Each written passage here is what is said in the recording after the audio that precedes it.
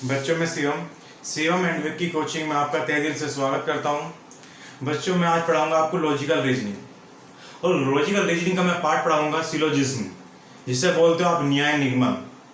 बच्चों जो न्याय निगमन का जो ये पार्ट है, सिलोजिज्म हुआ, अजम्पशन हुआ, यानी कि अजम्पशन वगैरह आप बोलो कथन कार्यवाही हुआ, ठीक है।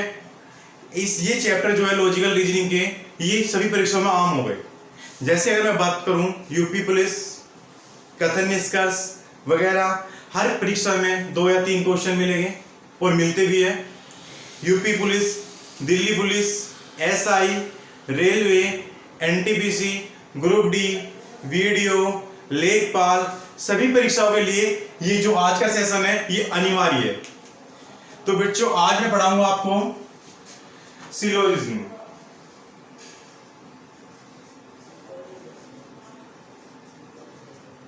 जैसे आप बोलते हो न्याय निगमन, न्याय निगमन।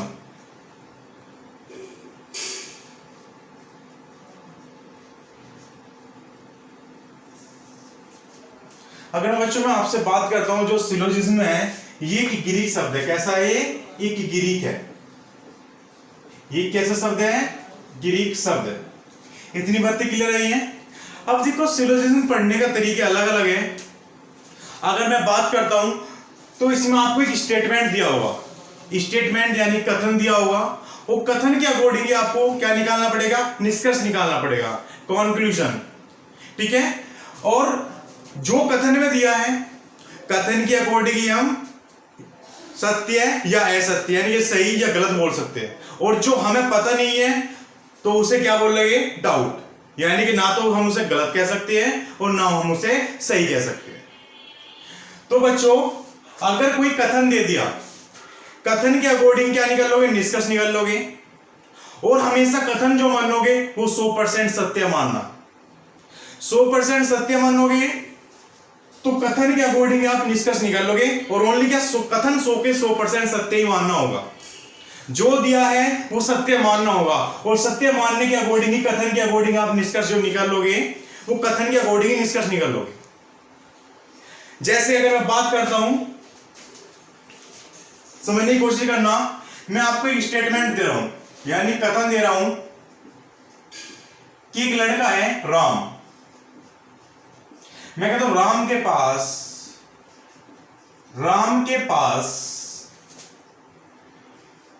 300 रुपए। ये कथन सत्य मानना पड़ेगा आपको। मैं कहता हूं कि राम के पास 300 रुपए है, कथन दे दिया। वो कथन की, इस कथन के अकॉर्डिंग जो दिया है तो हाँ या ना में उत्तर दोगे, और जो पता नहीं है तो पता नहीं है। इसे बोलते हो डाउट, यानी कि उसके बारे में कहा नहीं जा सकता, जिसे आप बोलते हो। पता है तो ठीक है, अगर नहीं पता है तो कह नहीं सकते। पता है तो सही है तो सही और गलत है तो गलत। अगर उन कथन के अलावा अगर हमें कुछ नहीं पता है तो उसे हम बोलते हैं डाउट, उसे बोलते हैं कह नहीं सकते। ना तो उसे बोले ना तो सही है और ना ही गलत कहने के। अब देखो कैसे, मैं अगर आपसे कथन दे दिया कि राम के पास 300 रुपए है और आपको मानना पड़ेगा कि राम के पास 300 रुपए है, 100% सत्य मानना पड़ेगा। अगर मैं आपसे निष्कर्ष पूछता हूं कि निष्कर्ष है कि राम के पास 100 रुपए है, आप बताइए इस कथन के अकॉर्डिंग ये निष्कर्ष सही है या गलत है? किस प्रकार आंसर बना रहा है, किस प्रकार आप उत्तर दे सकते हो? आंसर मुद्दा नहीं है कि सीखना मुद्दा है। आप देखो, मैं कहता हूं कि आपको कि राम के पास 300 रुपए है, कथन में दे दिया, कथन में क्या मानना पड़ेगा? सत्य मानना पड़ेगा आपको। और निष्कर्ष दे दिया कि बताओ इस कथन के अकॉर्डिंग ये निष्कर्ष है, यानी कि इसे स्टेटमेंट बोलते हो, इसे कैलकुलेशन बोलते हो, CONCLUSION, स्टेटमेंट, STATEMENT। मुद्दा क्लियर है? अब देखो जो राम है, इस कथन को सत्य मानते हुए हम इसका निष्कर्ष निकालेंगे इससे। आप बताओ, मैं कह रहा हूं राम के पास 300 रुपए है, निष्कर्ष दे दिया कि राम के पास 100 रुपए है। आप बताओ ये कथन सत्य है या असत्य है? बात सत्य है या असत्य निकल रही है? आप बताओ। जब राम के पास 300 रुपए है, जब राम के पास 300 रुपए है तो क्लियर सी बात है कि राम के पास 100 रुपए जरूर होंगे। मुद्दा क्लियर है? तो ये बोल सकता हूं कि सत्य सही है बिल्कुल। दूसरा दो, अगर मैं कहता हूं राम के पास 100 रुपए के 2 नोट है। क्या है कि राम के पास 100 रुपए के 2 नोट है। अब इस कथन में क्या दिया हुआ है? बस आपको पता है कि राम के पास 300 रुपया ओनली, आपको इससे अलग कुछ तो नहीं पता। तो इसी अकॉर्डिंग आप निकल लो, उस राम के पास 300 रुपए है। अब दूसरा जो निष्कर्ष है वो देखा, राम के पास 100 रुपए के 2 नोट है। बताओ आप ही, इस कथन के अकॉर्डिंग अगर हम निष्कर्ष निकालना चाहते हैं तो आप ही बताओ कि हमें बस सिर्फ ये पता है कि राम के पास 300 रुपए है। इतनी तो बात क्लियर है। क्या आप बता सकते हो कि राम के पास 100 रुपए के 2 नोट है, 4 नोट है, 3 नोट है, 50-50 के कितने नोट है, 20-20 के कितने रुपए हैं? क्या आप बता सकते हो ऐसा तो आप बता नहीं सकते। जब कथन में सिर्फ आपको पता है कथन के अकॉर्डिंग कि राम के पास 300 रुपए है, सीधी सी बात है, जब राम के पास 300 रुपए है तो 299 रुपए भी होंगे, 298 भी होंगे, 100 रुपए भी होंगे, 50 रुपए भी होंगे, 20 रुपए भी होंगे, 5 पैसे भी होंगे, 1 पैसा भी होगा। मुद्दा क्लियर है? तो आप ही बताओ, क्या आप बता सकते हो इसके अकॉर्डिंग कि राम के पास 100 रुपए के 2 नोट है? नहीं। आप इस कथन में बस सिर्फ 100 के 100% सत्य आपको यह चीज पता है कि राम के पास 300 रुपए है, लेकिन आप ये नहीं कह सकते कि राम के पास 100 रुपए के 2 नोट है। ये निष्कर्ष दे दिया कि इसके अकॉर्डिंग ये निष्कर्ष कैसा है। तो आप ही बताओ, ये ना तो आप यूं कह सकते हैं कि 100 रुपए के 2 नोट है, ना तो ये आप ये कह सकते हैं कि 100 रुपए के 2 नोट नहीं है। तो इसका मतलब इस कथन के अकॉर्डिंग हमें कुछ इसका मालूम नहीं पता। तो नहीं पता को आप क्या बोल सकते हो? ना तो हम सही कह सकते हैं और ना हम उसे गलत कर सकते हैं, यानी कि पता नहीं। तो इसे यानी कि कहा नहीं जा सकता। तो आप इसे बोल सकते हो डाउट, और डाउट का जो चिन्ह होता है ये वाला होता है। डाउट मतलब हमें इसके बारे में नहीं पता। मुद्दा क्लियर है? दूसरा बात अगर मैं आपसे पूछता हूं, राम के पास समझने की कोशिश करना बस ही कि राम के पास 301 रुपये है। मुद्दा क्लियर है? आप बताओ, सीधी सी बात है, आपको कथन के अकॉर्डिंग पता है राम के पास 300 रुपये है। तो आप ही बताओ, राम के पास आपको मानना ही पड़ेगा कि जो कथन में कहते हैं कि 100 के 100% सत्य मानना पड़ेगा कि राम के पास 300 रुपये है तो 300 रुपये है। आप ये नहीं कह सकते कि 301 रुपए है, 302 रुपए है। कथन में पता है कि राम के पास 300 रुपये है, बाकी का नहीं पता। मुद्दा क्लियर है? तो आप ही बताओ, जब राम के पास 301 रुपए और ये कथन निष्कर्ष कह रहा है, इसके ऊपर निष्कर्ष निकालना है कि राम के पास 301 रुपए है, तो आप ही बताओ सरासर गलत कह रहा है नहीं कर रहा है? कि जब राम के पास 300 रुपए कथन को हमने जो 100% सत्य मान लिया, वो कथन के अकॉर्डिंग हम आंसर देंगे। अब पता है कि राम के पास 300 रुपए है, तो राम के पास 300 रुपए कहां से आ जाएंगे? तो ये बात क्या बोल रहा है? गलत। बात समझ में आई? क्लियर? दूसरी बात, अगर मैं कह सकता हूं राम अमीर लड़का है, राम अमीर लड़का है, आप ही बताओ क्या कथन में अमीर गरीब क्या है? कोई नहीं क्या, सिर्फ कथन में क्या है? राम के पास 300 रुपए है, और जो आपने 100% सत्य मानना और माना भी है क्या कि राम के पास 300 रुपए। 300 रुपए है तो 299 भी है, 298 भी है, 10 रुपए भी है, 20 रुपए भी है, 5 रुपए भी है, 5 पैसे भी है। सीधी सी बात है। कहने का मतलब है अगर आप करोड़पति हो तो लखपति भी जरूर हो। मुद्दा क्लियर है?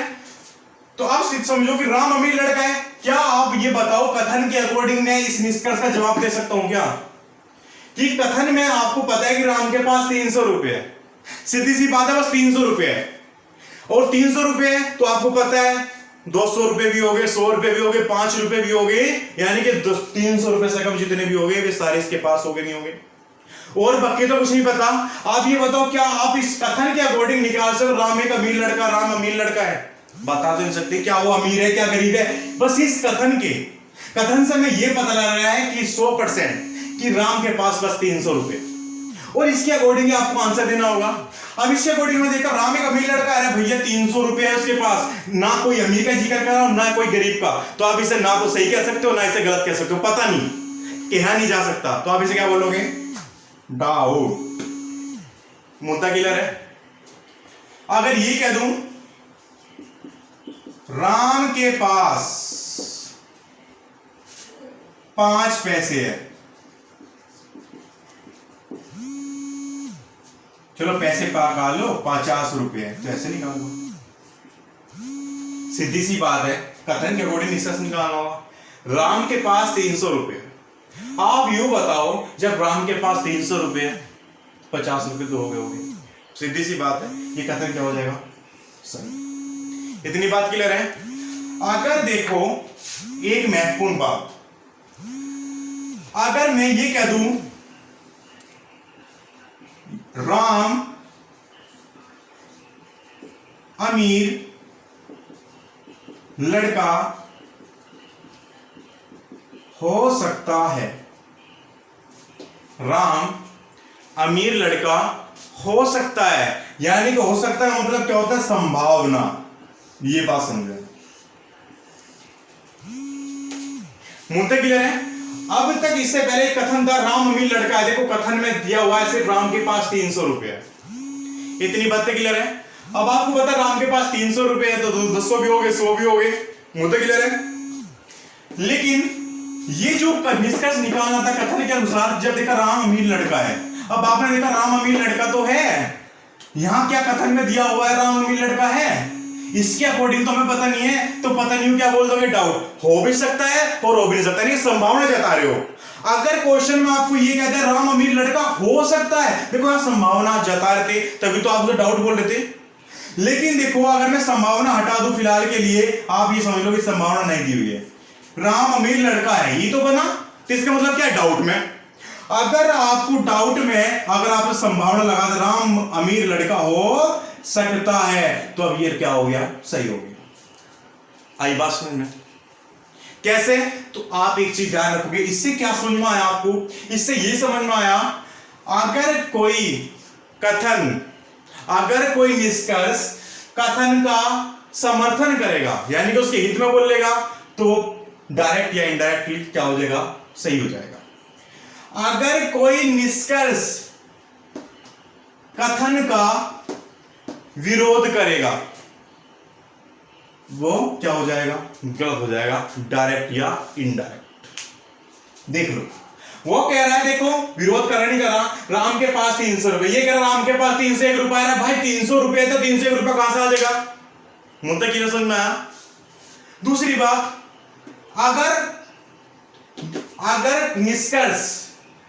अगर निष्कर्ष दिया हुआ है और आपका कथन डाउट में, पता नहीं है यानी कि डाउट में, और डाउटफुल केस में यानी कि डाउटफुल में अगर संभावना लगा दी जाए, तो वो क्या हो जाएगा? सही हो जाएगा। इतनी बात क्लियर ध्यान रखनी है, पूरे टॉपिक में ध्यान रखनी है आगे तक। क्या? अगर कोई निष्कर्ष कथन का समर्थन करेगा, डायरेक्ट या इनडायरेक्ट, वो सही हो जाएगा। अगर कोई निष्कर्ष कथन का विरोध करेगा, डायरेक्ट या इनडायरेक्ट, या घुमा के या भी कुछ सामने स्पष्ट कह देगा, तो क्या हो जाएगा? गलत। अगर कोई कथन डाउट में है और संभावना लगा दी जाए, तो हमेशा राइट हो जाएगा। और मैं बता रहा हूं, जैसे अगर आपसे कह दूं कि राम के पास 100 रुपए हो सकते हैं, जरा आप ही बताओ, फिलहाल के लिए संभावना डालूं।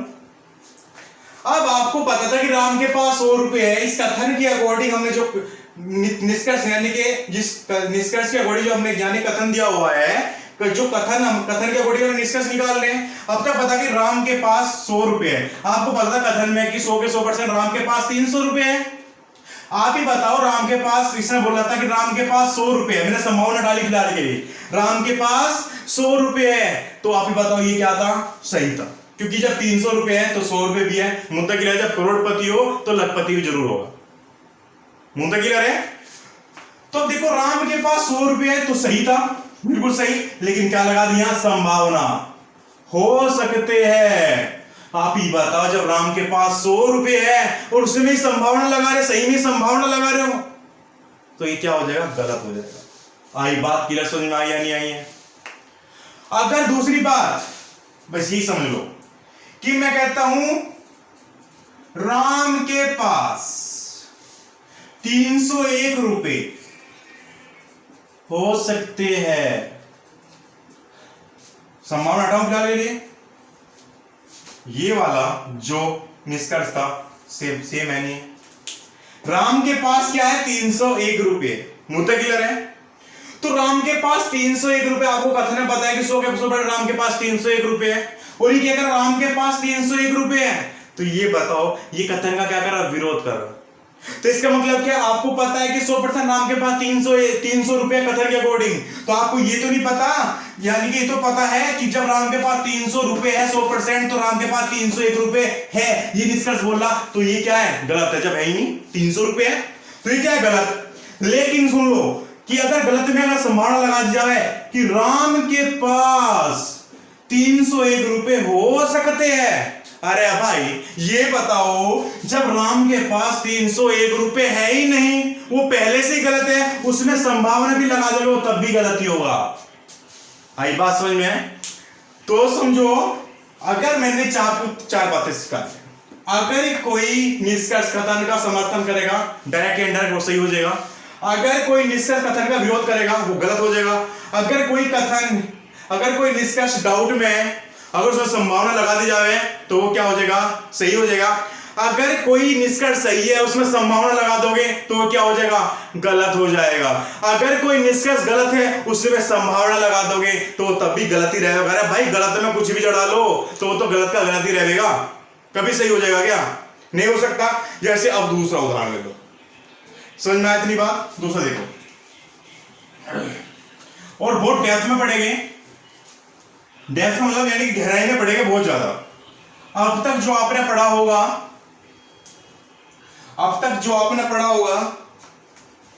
मैं ऐसा कह नहीं सकता, मैं कहता नहीं हूं कि बहुत बताता नहीं, यानी कि कहता ही नहीं हूं कि आपने कहीं भी पढ़ा हो, लेकिन अगर अच्छे से पढ़ा हो तो उसके बारे में कह नहीं सकता।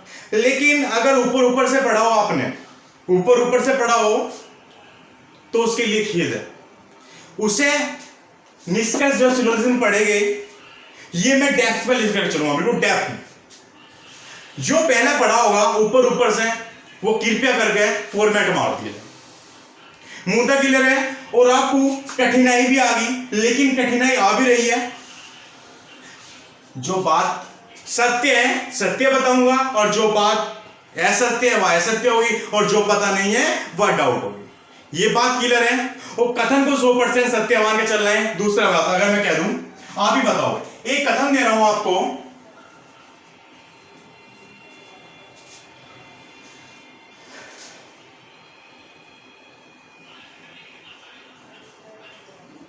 भारत के सभी लोग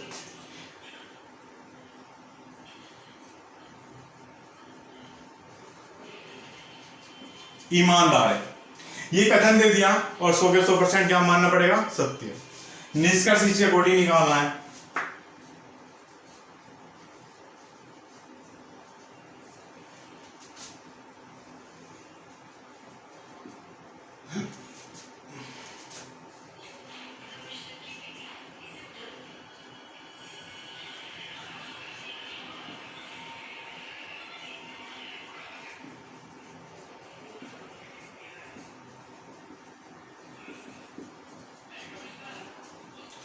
ये निष्कर्ष है।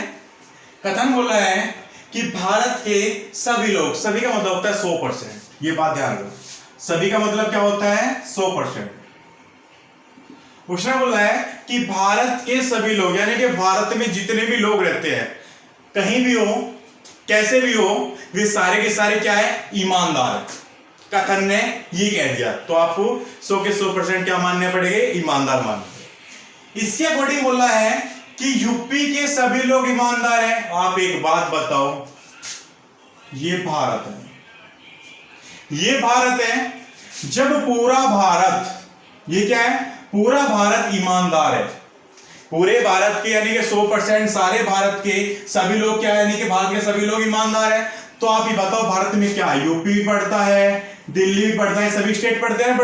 तो आप बताओ जब भारत के सभी लोग ईमानदार है तो यूपी तो भारत के अंदर ही आता है, तो यूपी के लोग सभी लोग ईमानदार हो गए नहीं होंगे? आप बताओ ये बात सत्य है या सत्य है?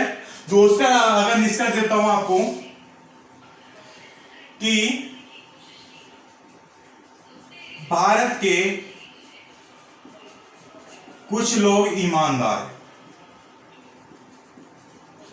ये बताओ। ये निष्कर्ष है कि भारत के कुछ लोग ईमानदार हैं। आप ही बताओ इसी कथन के अकॉर्डिंग अगर हम निष्कर्ष निकाल लेंगे ये वाला भारत के कुछ लोग ईमानदार है, तो आप ही बताओ जरा, आपको क्या पता कि भारत के कुछ लोग ईमानदार है? आपको पता है भारत के 100% लोग ईमानदार है। मुद्दा क्लियर है? आप बताओ जब आपको पता है कि भारत के यानी कि जितने भी भारत के यानी कि सारे के यानी कि सभी लोग, भारत के सभी लोग यानी क्या है, ये ईमानदार है।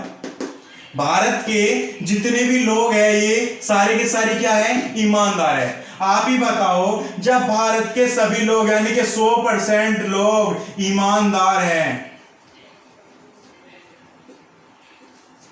तो आप बताओ भारत के कुछ लोग ईमानदार है, कुछ का मतलब है 100% से कम, 99%, 68%, कुछ भी हो सकता है, 99.99%, 10%, 1%, 5%, 20%। अरे भाई आप बताओ, एक उदाहरण दे दूं, जैसे मैं आपको बोलता हूं, आपको इससे पहले कथन कराया आपके पास 300 रुपए है, अगर मैं निष्कर्ष दे दूं कि आपके पास 200 रुपए है, तो आप क्या बोलोगे? सही, बिल्कुल राइट है। कि सीधी सी बात, अगर आपके पास 300 रुपए है तो आपके पास 50 रुपए भी तो है, आपके पास 10 रुपए भी तो है, आपके पास 5 रुपए भी तो है। तो यही तो बोल रहा है, जब भारत के 100% लोग ईमानदार है तो भारत के कुछ लोग भी तो ईमानदार हैं। मुद्दा क्या समझ में आया भाई? आपकी जेब में 100 रुपए है तो सीधी सी बात है आपकी जेब में 50 रुपए भी होंगे, 90 रुपए भी होंगे, 99 रुपए भी होंगे। तो सीधी सी बात है, जब भारत के 100% से पता ही कथन से निष्कर्ष निकालना है। आपको पता है कि भारत के जब 100% लोग, सारे के सारे लोग ईमानदार है, और निष्कर्ष दे दिया भारत के कुछ लोग ईमानदार है। अरे भाई आप ही बताओ, आपकी जेब में 100 रुपए तो 99 रुपए तो हो गए, तो भारत के सभी लोग ईमानदार है, तो आप बताओ भारत के कुछ लोग भी तो ईमानदार हैं। तो ये क्या है, समझने की कोशिश करो। समझ में आ गया होगा? अगर कोई भी डाउट हो तो आप कमेंट बॉक्स में कमेंट कर सकते हो, तो आपकी बात का सॉल्यूशन मिल जाएगा। दूसरा, अगर मैं आपसे कथन कहता हूं, अगर मैं ये कह दूं कि भारत के 80% लोग ईमानदार है, आप ही बताओ इससे पहले वाला क्वेश्चन कैसे समझा? प्रैक्टिकली बिल्कुल डेप्थ में पहुंच रहे हो आप लोग। अरे भाई जब आपके पास जेब में 300 रुपए है तो आपके पास 200 रुपए भी है, आपके पास 100 रुपए भी है, आपके पास यानी कि 50 रुपए भी है, 10 रुपए भी है। मुद्दा क्लियर है? तो आप ही बताओ जब 100 के 100% लोग भारत के ईमानदार है, यानी कि ये ईमानदार हो गया, ये ईमानदार का ही बढ़ा लिया मैंने, ईमानदार, और ईमानदार के अंदर क्या आ गया? पूरे भारत। और भारत के क्या है? सभी लोग, भारत के सभी लोग क्या है? ईमानदार है, यानी कि ईमानदार के अंदर भारत के सारा जो भारत है वो सारा का सारा क्या है? ईमानदार है। इतनी बातें क्लियर समझ में आई या नहीं आई? तो आप ही बताओ जब सारा का सारा भारत ईमानदार है तो 80% भी तो भारत ईमानदार है। बताओ, आपके पास कहने का मतलब आप करोड़पति हो तो लखपति भी जरूर होगे। अगर आपके पास 1000 रुपए है तो 800 रुपए भी होंगे, 500 रुपए भी होंगे। जब 100 के 100% लोग भारत के क्या है? 100 के सारा का सारा भारत ईमानदार है ना? तो आप बताओ जब 100% लोग ईमानदार है तो बारिश से कथन के अकॉर्डिंग निष्कर्ष निकालना है कि भारत के 80% लोग ईमानदार है। तो अभी बताओ है नहीं क्या? ये सही हो जाएगा। मुद्दा क्लियर है? आप सुन लो, अगर ये कहते हैं भारत के कुछ लोग ईमानदार नहीं है,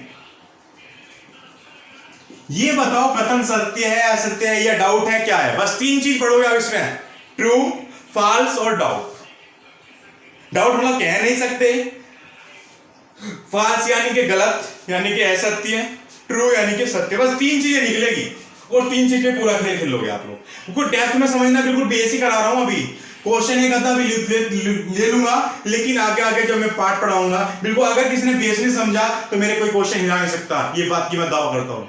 मुद्दा क्लियर है? तो समझने की कोशिश करो। ये कोई चीजें अजम्पशन वगैरह, कथन कार्यवाही, कथन पूर्ण धारणा, ये कथन तर्क, ये चीजें कोई डेप्थ में नहीं है। अगर मैं आपको एक बात बताऊं तो इस चैप्टर के बारे में अगर कुछ अलग अलग आशंकाएं फैला दी गई कि अगर किसी पे कोई चैप्टर लगता है तो उसमें किस तरीके से क्या वही सिखा दिया कि उसके अलग बारे में डेप्थ में नहीं पहुंचा पाए। तो अगर मैं आपसे विनती करता हूं, अगर आपने कोई ये टॉपिक अगर सत्य पढ़ा है कि ईमानदारी से पढ़ा है तो आपको अच्छी तरीके से समझ में आ जाएगा। डेप्थ में पढ़ना है तो अब अगर मैं आपसे बात करता हूं कि डाउट का क्वेश्चन तो कहीं आता नहीं है, लेकिन आप बताओ क्या मुझे डाउट खिलाने का कोई शौक है कि मैं डाउट कर रहा हूं? देखो आपके पास आपके सामने क्वेश्चन है और आपके सामने 100% अगर कोई कथन सत्य है तो मैं सही भी कर रहा हूं, गलत बात कर रहा है यानी कि विरोध कर रहा है तो गलत भी कर रहा हूं, और इसके बारे में पता ही नहीं तो उसे गलत और सही कैसे कह दूंगा? भाई बात सुनिए, समझने की कोशिश करो। मैं कहता हूं आप देखो कथन दिया, कथन का वर्डिंग निष्कर्ष दिया है कि भारत के कुछ लोग ईमानदार नहीं है। जरा आप ही बताओ, जब भारत के 100% लोग ईमानदार है, क्या उसमें से 100% में से कुछ बचिएगा जो ईमानदार नहीं है? ये बात बिल्कुल सरासर क्या कह रहा है? विरोध कर रहा है, गलत। आईना बात समझ में देखो, गलत। अगर मैं आपको कह दूं, आपको पता है कि भारत के सभी लोग ईमानदार है, ईमानदार के अंदर सारा का सारा भारत आ गया और आपको पता भारत जितना भी है सारा का सारा ईमानदार है। अगर मैं आपसे कह दूं कि सभी ईमानदार भारत के हैं, सभी ईमानदार लोग भारत के हैं, आप ही बताओ। बहुत सोचना, सोच समझ के आंसर करना। आप ही बताओ। तो आपको पता है भाई कि भारत ईमानदार के अंदर भारत है, यानी कि भारत जो है, भारत के सारे इस कथन से पता लग रहा है कि भारत के 100% लोग ईमानदार है। मुद्दा तो क्लियर है। लेकिन अगर मैं निष्कर्ष निकालता हूं, क्या आप कह सकते हो कि सारे के सारे ईमानदार भारत के हैं? यानी कि ये वाला जो ईमानदार है इसके बारे में क्या बता दोगे? क्या बता दे सकते? क्या कथन ने क्या है? आपको कथन के अकॉर्डिंग पता है कि 100% सत्य कि भारत के जितने भी लोग हैं 100 के 100% वे क्या है? ईमानदार है। लेकिन क्या कथन के अकॉर्डिंग आपको पता है कि जो ईमानदार है, ये जो बाकी, अरे ईमानदार है कुछ ही तो इससे पे टच है, कुछ ही तो % भाग होगा। क्या ईमानदार के बाकी भाग के यानी कि बाकी भाग क्या बता सकते हो? क्या आपकी क्या ईमानदार है क्या है? बता तो नहीं सकते ना कि सभी ईमानदार लोग भारत के हैं। तो आप बताओ क्या बता सकते हो? तो ये क्या हो जाएगा? डाउट हो जाएगा, क्योंकि हमें पता नहीं इसके बारे में। आई बात समझ में या नहीं आई? ये बताओ, आई बात समझ में या नहीं आई? तो जरा समझने की कोशिश करो। अगर मैं कह दूं, इसमें डाउट में अगर संभावना लगा दूं कि सभी ईमानदार लोग भारत के हो सकते हैं। अभी सिखाया मैंने कि अगर डाउटफुल केस है, डाउटफुल में अगर संभावना लगा दी जाए तो अब क्या हो जाएगा? सभी ईमानदार लोग भारत के हैं। जब तक संभावना नहीं थी तो क्या डाउट में था? अभी पता नहीं, हो भी सकते हो भी नहीं सकते। लेकिन क्या अब कह दिया कि सभी ईमानदार लोग भारत के हो सकते हैं, तो अब क्या हो गया? सही हो गया, कथन निष्कर्ष सही हो गया। इतनी बात क्लियर है। अगर अगला है, कुछ ईमानदार लोग भारत के हैं, आप बताओ कथन, ये निष्कर्ष सही है गलत? आप बताओ ये बात। आपको सारे के सारे ईमानदार के बारे में तो पता नहीं, लेकिन आपको ये बताओ, मैंने आपको इससे पहले क्वेश्चन भी कराया है कि अगर आपके पास 300 रुपये है तो आपके पास 200 भी हो गए, 100 भी हो गए। अगर आप करोड़पति हो तो लखपति भी हो गए। इतनी बात क्लियर है। तो अभी आप ही बताओ, जब सारे भारत के लोग यानी कि 100 के 100% भारत के लोग ईमानदार हैं, लेकिन आप ईमानदार के बारे में तो नहीं कह सकते, ईमानदार के बारे में तो नहीं कह सकते कि सारे के सारे ईमानदार भारत के ही हैं। आपको पता है बस कथन के अकॉर्डिंग कि सारे जो लोग हैं भारत के वे ईमानदार, ओनली भारत के पता है। अगर मैं आपसे कह दूं फ्रांस के लोग ईमानदार है, उसके बारे में कथन ने कुछ नहीं किया, क्या हो जाएगा? डाउट। मैं कह दूं अमेरिका के लोग ईमानदार है, पता नहीं, हो भी सकते हैं, हो भी सकते, तो पता नहीं कह नहीं सकते, तो क्या? डाउट।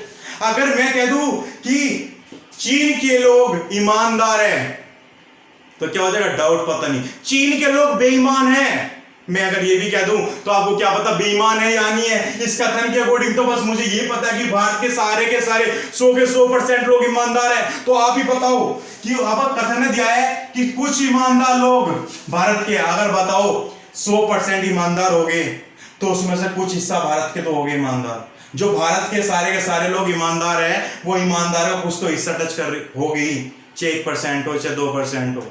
अगर आपके पास 300 रुपए है तो आपके पास 200 रुपए तो हो गए। अगर आपके पास 100%, अगर मान लिया आपके पास 100 बीघा जमीन है तो आपके पास 50 बीघा जमीन तो होगी। सीधी सी बात है। अगर सारे भारत के लोग ईमानदार के अंदर आ रहे हैं तो ईमानदार का कुछ तो हिस्सा घेर रहे हैं, तो इसका मतलब कुछ ईमानदार लोग भारत के तो है ही, चाहे 1% हो चाहे 2%, ये हो जाएगा सही। इतनी बात के लिए समझ में आई है बच्चों? आज के लिए इतना ही है, मिलते हैं अगली क्लास में। और ये डाउट समझने की कोशिश करना, ये बेस है, और बेस के बाद अगले क्वेश्चन से धीरे धीरे मैं क्वेश्चन लेता चलूंगा, टाइप वन क्वेश्चन लेता चलूंगा। तो बच्चों आज के लिए इतना ही है। जिस बच्चे ने चैनल सब्सक्राइब ना करो, सब्सक्राइब करें, लाइक करें, वीडियो को शेयर करें, और अगर मजा आया हो पढ़ने में तो कमेंट में बताएं कि क्लास कैसी लगी है, अच्छी लगी है, गलत लगी है, कैसी लगी है। अगर कोई पढ़ाने में कोई कमी हो तो हमें बता सकते हो कि ये कमी रह गई। लेकिन बच्चों अगर मैं बता रहा हूं कि बहुत डेप्थ में पढ़ेंगे, ये चीजें बहुत डेप्थ में पढ़ेंगे, और बने रहिए आप अपने चैनल सीओ मैथ की कोचिंग में। मिलते हैं अगली क्लास में। जय हिंद, जय भारत।